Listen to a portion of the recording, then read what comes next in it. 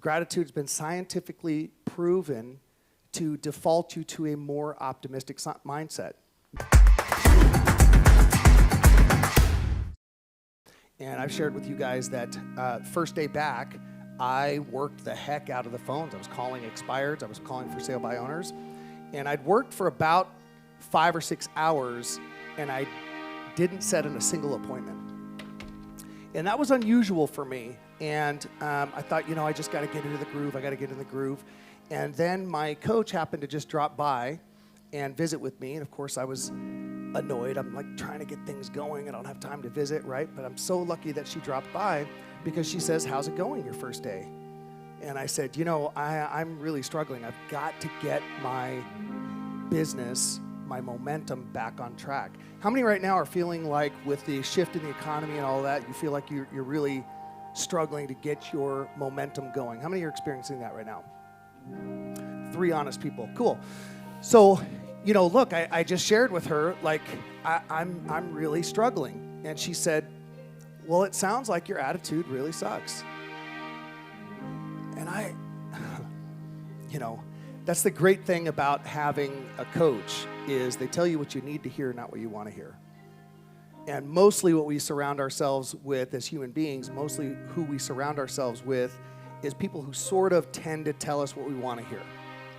And I'm very, very fortunate that she told me what I needed to hear. And I needed to hear that because she said, what if, she asked me some questions. What if your demeanor, your attitude was one of, I get to be in real estate, and because of my career in real estate, I actually got to be by my daughter's side for 5 months.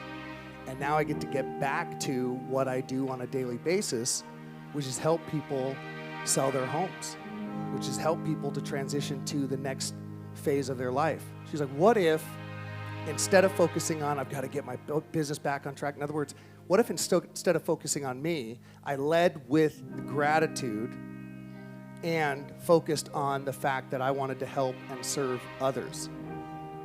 So I'd been working for about 4 or 5 hours when she walked in, set 0 appointments. We talked for about 45 minutes to an hour. I worked for another hour and a bit, and I set up 4 appointments to go out and work with people. This stuff really matters. What you focus on really matters. Harvard did a study and found that we make about 35,000 decisions in a day. 35,000 decisions in a day. How does your brain know of all of the available options? How does your brain know which option to take, which choice to make, which decision to make? If instead of, like most Americans are focused on a pessimistic outlook. Negative thoughts. What's wrong? I'm not enough. And therefore, it leads to average thinking, average results, right?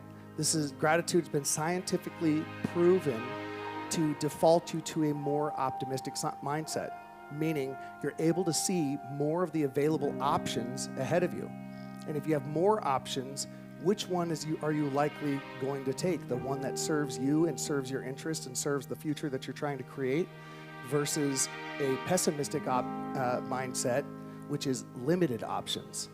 Gives you limited choices in terms of what to take. So it's super, super obvious which one we need to do, and it's super, super easy to condition ourselves every day by focusing on gratitude, a few minutes of gratitude in the morning.